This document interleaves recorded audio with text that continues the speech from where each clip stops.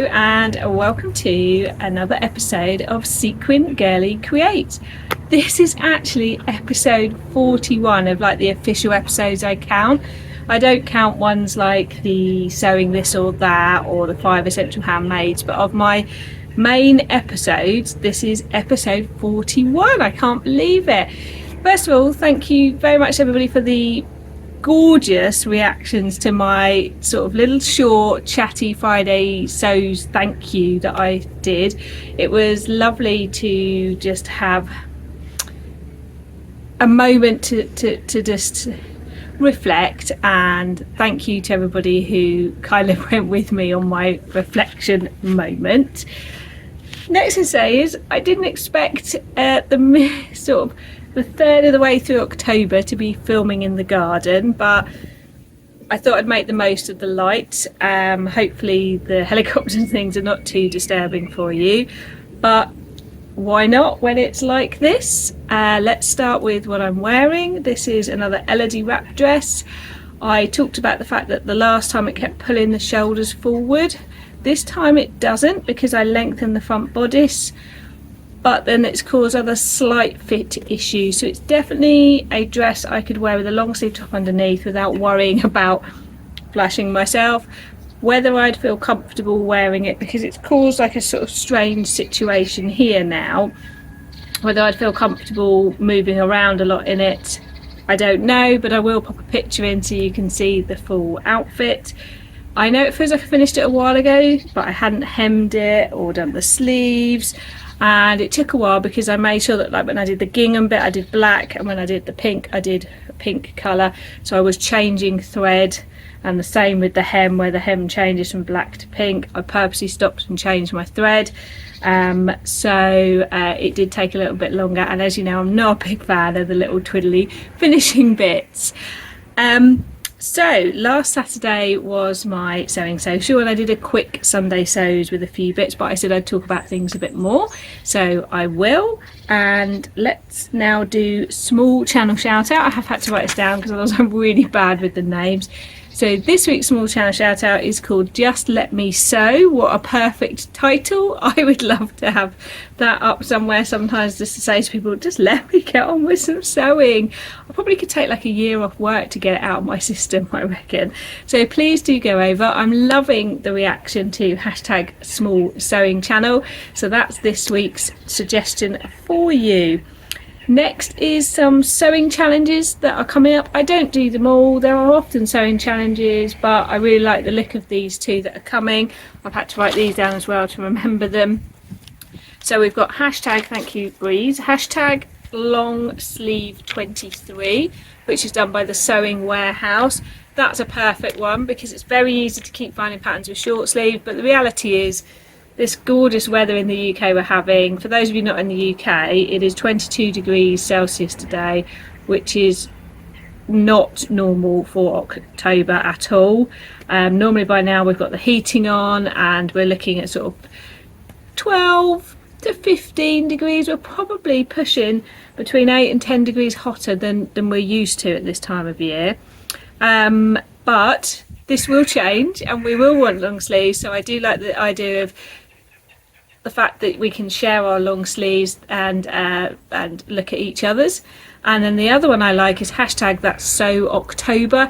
It can be anything that feels autumnal, and that's done by She Sews Fabulous.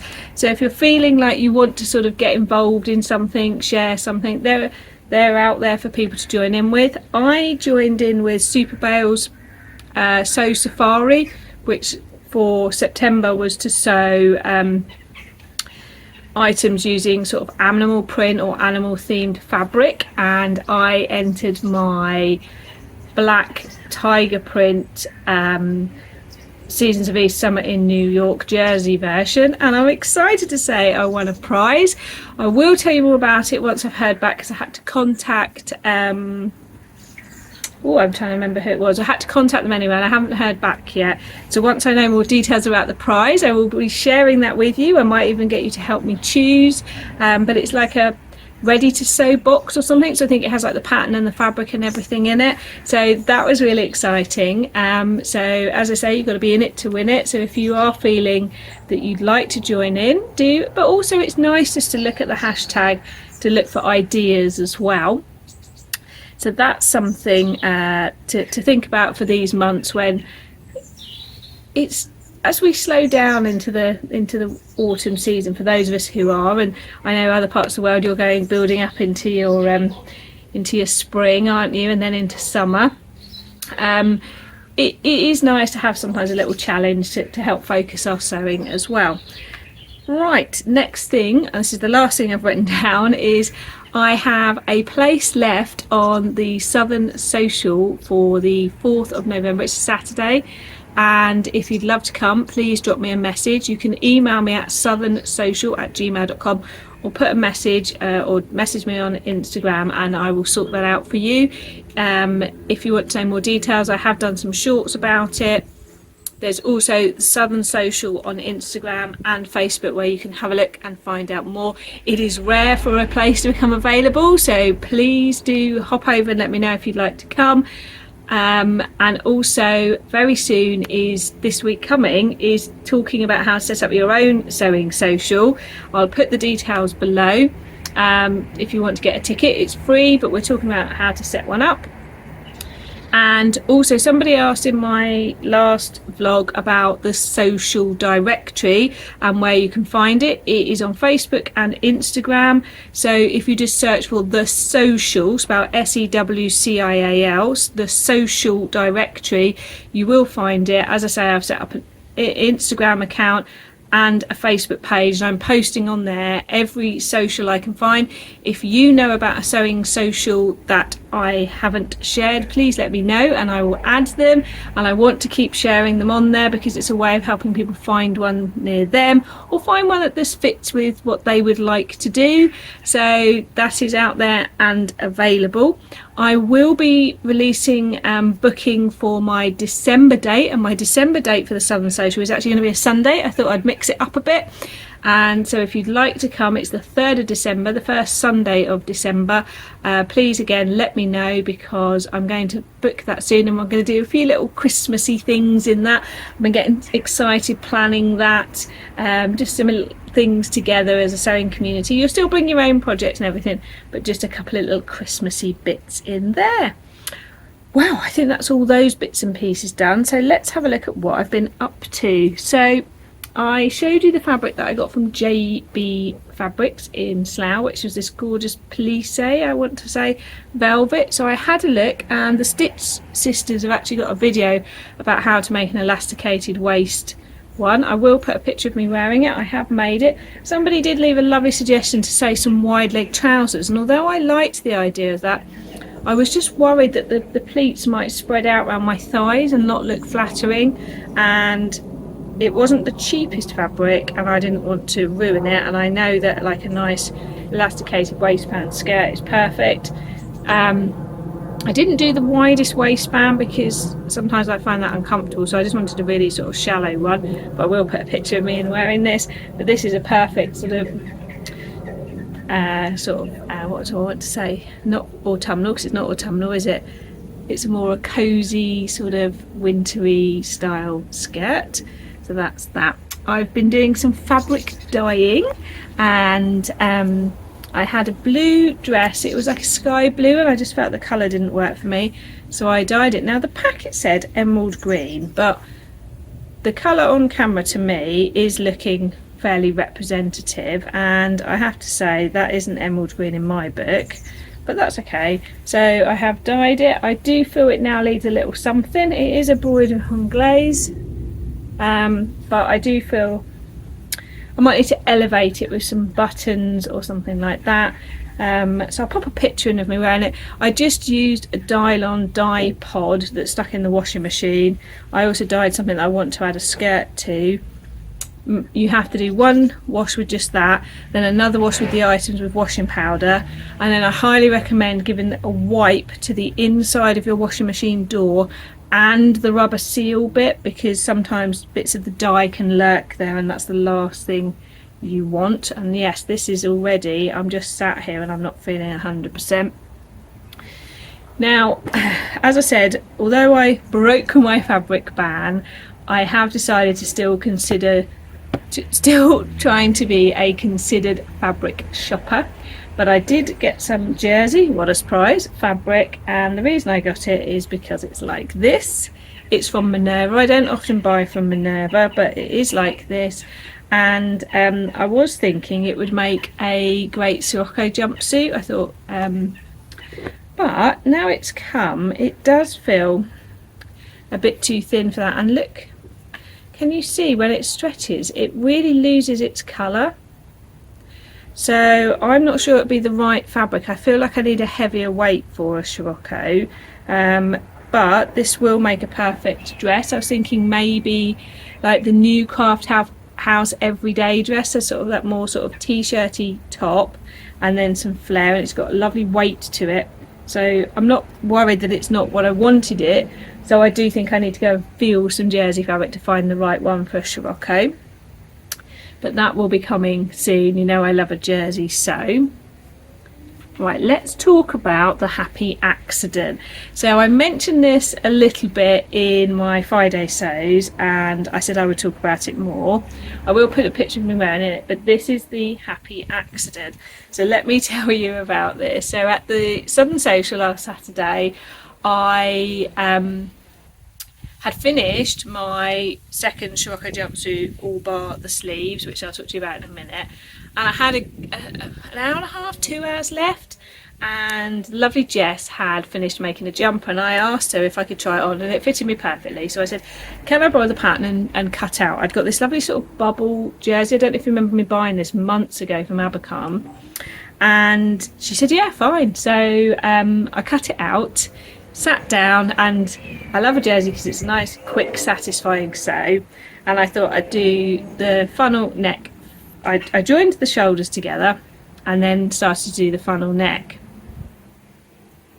And then I took it off the serger and I went, no, I've done it back to front, so you can see the stitching. So in my mind, I did wrong sides together instead of right sides together. So of course, oh, that's lovely noise, isn't it? As I turned it out, it looked like this, and I went, no. And then somebody said, hang on, that looks quite nice, let me get that up close for you. Now I'm using my variegated thread, and actually then I put it on and I realised it did look quite nice. Obviously I need to deal with the ends there.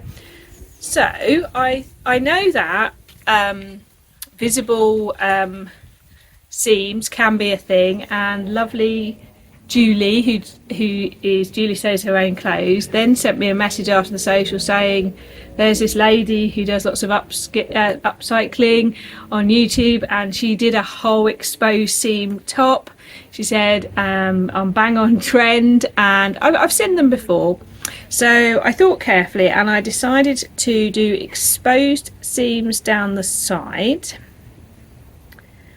But that was it, because I thought otherwise it would just become too much, and I decided not to put the sleeves on because actually I felt it worked really well as like a tank top. So round the sleeve hole I did a band of the fabric so it turns in, and at the bottom I just did a very, very fine zigzag stitch, turned it through and just cut it off. So I am really happy with how that's turned out. As I say, a complete happy accident. I've got plenty of the fabric left, so if I wanted to make an actual jumper or something, it's got a lovely weight and it's got like a bounce to it. But sometimes with creativity, hence why I'm called Sequin Girly Creates, I like it when something goes to a place that you wasn't expecting, and this definitely did. So there we go. And I think if I hadn't been at the social with people encouraging me, I might not have done it. But that's the great thing about sometimes getting together with other people when you sew. At the social I also picked up this gorgeous sort of Sherpa fabric from the swaps table, and I immediately knew I wanted to make it into some kind of snuggly cardigan-y jackety thing. And so I did a little bit of looking, and I saw the Fabric Store, which is a US company. Fabric Store had a free pattern called Paolo, Paolo. Had a good look on Instagram, looked at people's hashtags, and I'd seen a lovely one up. She'd shortened it and not done the interfacing part, but she'd also done exposed bias binding. But I thought it looks really good, so I downloaded it, and shock horror, I printed it, the PDF myself, and stuck it together. Now, you know, if you follow me, I do not like doing that. That is not on my list of things that I enjoy doing. I think it's because I'm not massively precise. A bit weird for a sewist, I know, but I'm just not the most precise person. So when I'm lining up a PDF, it can be a couple of millimeters out, and by the time you get to the 5th bit, you're a whole centimetre out. Well, anyway, I did, because I wanted to sew this, so I printed it out and I cut it out. Now, if you've never cut out Sherpa fabric, it sheds. I had read that you should like overlock or serge all the edges, but I knew I didn't need to, because I knew that's how I was going to join it together. But even just carrying it from one room to the other, literally it was just shedding. So I've had to repeatedly hoover the downstairs of my house, because then it's getting stuck on my socks. Oh, there's loads of white flies flying around. I don't know if you can see them on the video, but they're all over the place. It was on my socks, and then I was transporting it from one room to another, and it was on my clothes. So I cut it out. I knew that I had some yellow and white cuffing, which I wanted to use with it, because I think black, yellow and white together is a great combo. And then I ummed and ahed about doing the sort of the facing-y plackety bit. So I had a good look at some other people's, had a look at other things I'd made, had a think about it, and I decided to, but I decided not to do it in the Sherpa. I felt it would be too thick, so I decided to go for a completely contrasting bit of vintage fabric. So let me show you what I've got. So on the sleeves, as I mentioned, I've got this nice cuffing, which I think just looks great, and it means that the sleeve sort of is nice and snug. And then here is the vintage fabric I use for the inside. I probably am going to give it a stitch down on the inside, but I need to do a press. And then for the collar, again, because I thought if I do double Sherpa plus the top plus the interfacing to all stitch together, I was like, that's a lot of layers. So I went again for that fabric on the underside, and it's nice because it just again gives that little contrast around here. You know how I'm talking about my elevating my sewing. So thought really carefully about it. Look at this fluff here, look. Gonna have to give this a shake before it goes back in the house, as I've hoovered again. So I'm really happy. I will put a picture in. I've done this at the bottom as well, so it's almost sort of bomber jackety style, because I thought when I'm working from home, actually I don't want something super long, but I want it to come in snugly. This is gonna drive me nuts. Now I need your help, sewing friends, because obviously what do? I've got this bit here, so I've done the cuffing. Well, I'm happy with that, but what do? I just stop it, give it a little line, and I probably should have left a bit of spare at that end, but so I just do a tiny little fold over. I'm possibly going to put poppers on. Oh, I don't know if you can hear that. There's some football match going on somewhere. Thought might put a couple of yellow poppers on maybe. But I am really happy. It is really light actually, and really quite snuggly. I would normally put it on for you, but it's far too warm. So very happy and excited with how that's turned out. So I will definitely use that pattern again.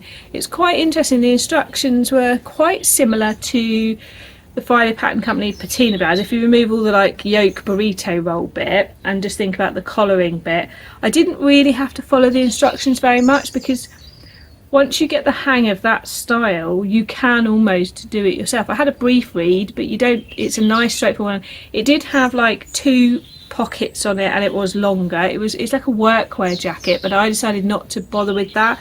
I decided to use the shaping, because I like the shaping. I think for my next one I might do like a small shoulder adjustment if I was doing something I wanted a bit more fitted, because it does hang a little down. But with something snuggly like that and to have layers underneath, it's not a problem at all. But I'm very happy, and I know that will get lots of use. So now thinking about getting ready to sew that lovely green fluffy one. And also I'm on the quest for the perfect shirt dress. So I very much like a vintage style shirt dress. I already know that the Tilly and the Buttons Lyra dress is not for me. It's too loose around the waist. It's meant to be, and I know a lot of people love that. That's not for me. And I also find the fit of a Tilly and the Buttons doesn't suit my fit. So if you know, I have got a vintage shirt dress pattern that I'm going to try, and I'm hoping it will work. But if not, if you know a great shirt dress pattern that has quite a good sort of 80s look to it, I would love that, or 40s look. That's what I'm looking for. I want a bit like the patina blouse and the Seasons of East. I want that sort of go-to shirt dress, sort of more fitted on the top, flared at the waist, because I really want that to do some of my winter sews and autumn sews with. So I'm going to keep looking, and I'll trial a few till I find the right one. Other things I'm planning this week, I will definitely do my Associates hack this week of one of my autumnal fabrics. I have decided that I am going to someone scored a goal, sew a green pair of the Closet Core sepia pants, because I think I talked about this before, that there's a difference between comfort and thinking you look like the best version of yourself, and somewhere in between. And do you know what, I reach for those all the time, the two pairs I've got, particularly in this sort of multi-seasonal weather we've got. And you know what, they're an elastic waist. It's not the most fashion on me, but I don't care, because I feel comfy. I like them when I wear them. I like the fit of them. And I'm going to make the green pair because I know I will reach for them, and start to wear in pyjamas. But also when I go out, I don't love throwing a pair of jeans on, particularly in this multi-seasonal weather where I'm not sure. So I need to stop worrying about the fact that elastic isn't my most flattering thing. Who cares? No one's working out if I've chosen my most flattering outfit when I go out. I've realised this is part of the psyche of growing up in the 90s.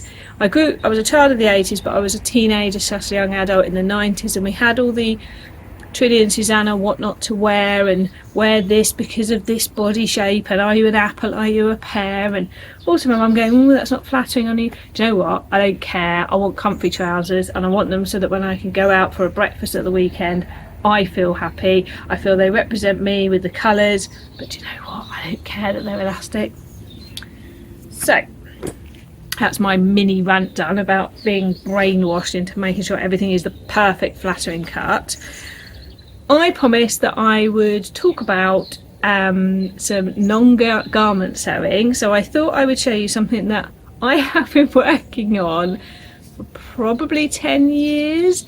It's not like a whip in that it's been finished enough, but it's like a growing project, and I've got some more to put on. So when my stepdaughter was very little, she wore some very lovely t-shirts that we really liked, and we gave a huge amount of her clothes to either family and friends who had children growing up and growing into her size, or to charity, etc. But some of her t-shirts, we just didn't want to let go of them. And if any of you have ever watched in the UK Stacey Solomon's Sort Your Life Out, you can see what happens if we don't let go of stuff. And I didn't want them just in a box, because what's the point? You never see them. So I made one into a cushion, but most of them I actually turned into a quilt. So I have to take a picture and put it in because it's quite big, but I'll just hold bits up so you can see there are all sorts of t-shirts on here. bit like little girl t-shirts. She's a lot older now. And then there's batting in between most of it, and I put a backing fabric on, and I quilted it sort of in squares. Oh, there's a Tinkerbell one there. Cat one. Some of it around the edge hasn't been quilted and batted yet. Oh, there's a Batman one and a superhero one, and we have a few more to add, and I've realised that there's a whole section there. So what I'm going to do, I think, is she's probably not going to have many more t-shirts now to add. She's at that age where things don't have that same level of sentimentality anymore. So I've got some to add, so I've got to work out whether to do it across this way or down that way. And then I know I did put a fabric on, but I think what I'm going to do is put batting on and then a whole new fabric on the back, because I think it will look better than trying to join something to this. And then I will bind the edge and everything. It's a great thing. I've seen other people do it. I'm so sorry about the fiddling of my dress. If it's annoying you, it's annoying me.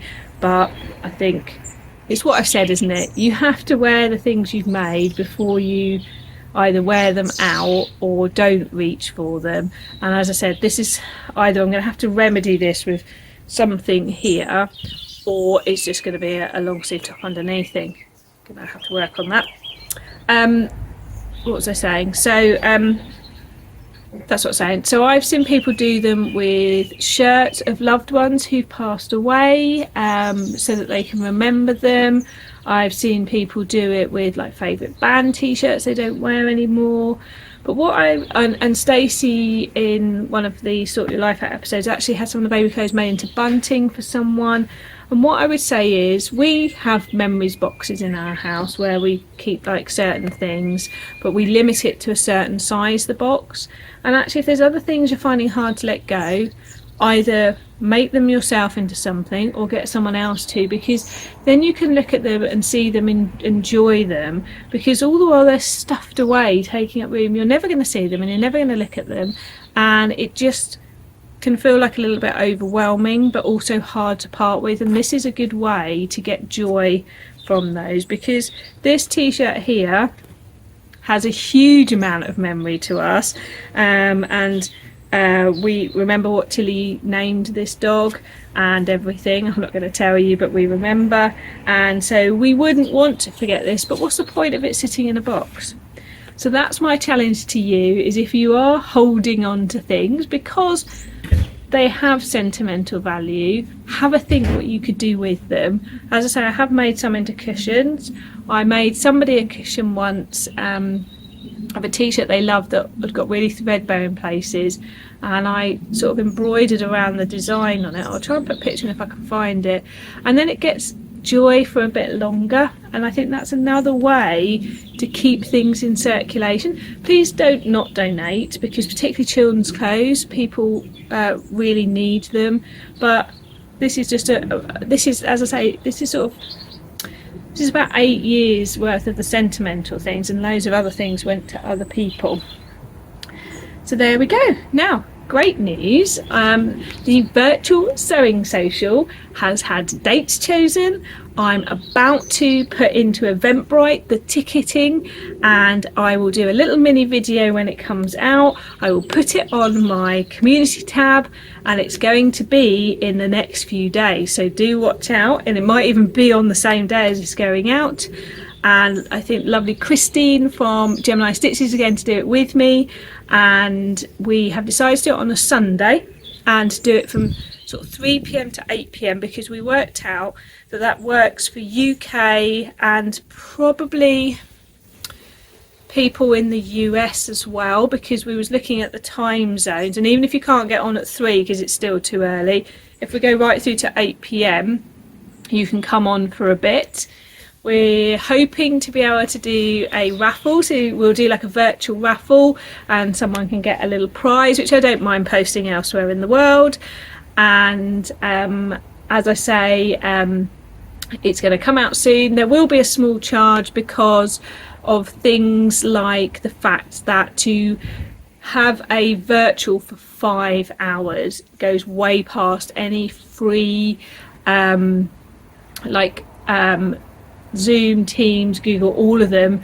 I've done all the research, and you can't do 5 hours for free, and I don't think it's appropriate to use what I have access to through other things. So I need to make sure that I can have breakout rooms if there's a larger group, so that you can have smaller rooms to talk. I will do a video, as I say, explaining what you can expect, what it's like, a bit like I did with the social as well. But I know some of you have been desperate and waiting for it, and it's coming. I might, when we get into the winter months, maybe do an evening one, but if you do want sort of evening ones and things, there is the lovely virtual sewing room who does them as well, and I'm not trying to replace her, this is just an in addition, so you could go and have a look at hers too. They don't quite work for me, but Sundays will work for me, and I've chosen dates that do, so it's done. I've got the dates, I'm about to program it in, as I say, so keep a lookout on my community tab and on Instagram, and I'll probably pop it on Facebook as well, so that you can come along and we can sew virtually together like the sewing socials I keep telling you about in real life. Oh, I didn't realise I'd be going on for half an hour. I hope you hung in there with me. Thank you if you did. So if you would like to do some autumnal sewing, don't forget I've got a vlog about how to make zero waste pumpkins. If you would like to hear me talk this week coming about how to set up a social, grab yourself a ticket, details below. And if you know a great shirt dress pattern, do let me know. And also watch out for the virtual social, which is coming. And don't forget, if you want a ticket to the in-person Southern Sewcial, there's one left, so please let me know if you want it, and watch out because the December date is about to come out for booking too. I hope you've had a good week. I've had another mixed week, and I will see you soon. Bye.